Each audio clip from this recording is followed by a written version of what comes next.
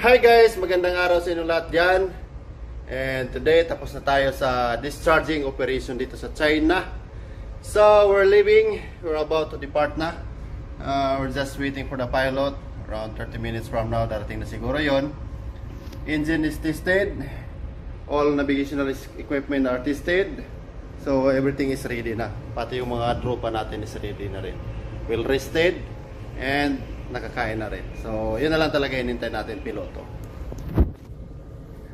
So, yan, 2 araw kami dito sa China nagdiskarga. Normal na yun na mahina na nga siguro yung 2 araw kasi before nakadiskarga kami around 1.5 days lang tapos na kami. So, next port, Australia. Yan, doon naman tayo, balik-balik lang kami sa Australia, China, Australia lang kami. Pero this time, naglo-loading kami sa Australia sa Dampier. Dadalhin namin sa Indonesia.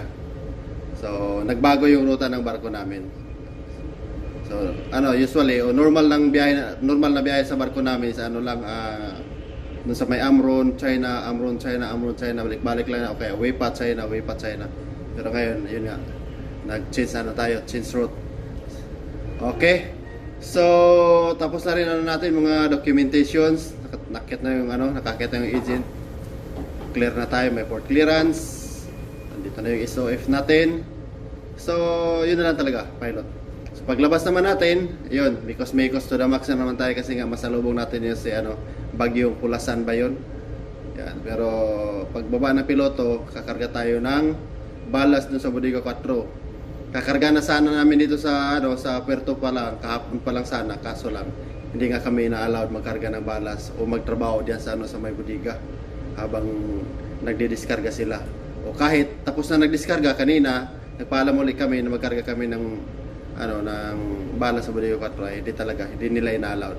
So wala tayong magawa kundi paglabas diyan sa may ang pilot station, pagbaba ng piloto, birahan na kagad natin na yan, balas yung Bodega 4. So ganoon lang gagawin natin kasi mahirap na makipagtalo sa mga kaibigan nating mga chikwate. So yan lang as of now. So ayan, okay naman yung operations natin. So far, everything is smooth lang naman yung operation lagi. So, ganun lang ang yun lang ang pinaka-kailangan natin na matatapos yung operations natin na lahat ay smooth. Walang mga incident o etc. Mga ganun-ganyan. So, yun lang guys. So, as you can see, yan sa labas ngayon, pa yung tubig. Hindi pa magalaw. Pero kahapon, grabing yung magalaw yan kahapon kasi malakas yung hangin.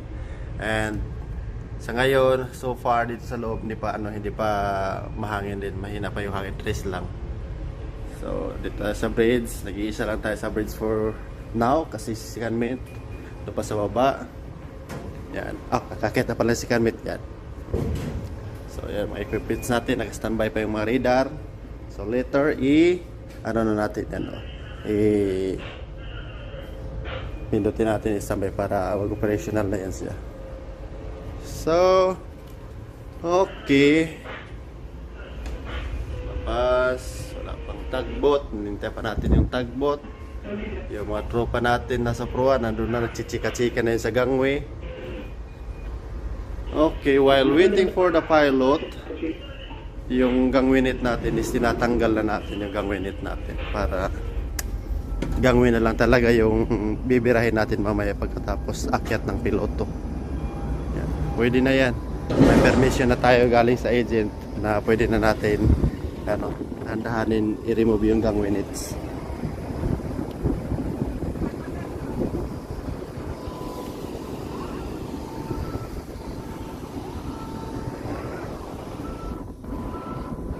So yun lang for today's video and thank you very much, and I say again, stay safe always, and Captain GB once again signing out.